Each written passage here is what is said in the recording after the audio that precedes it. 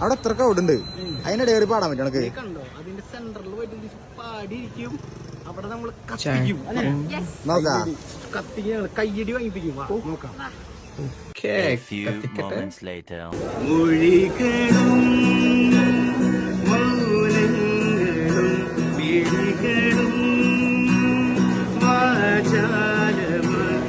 expression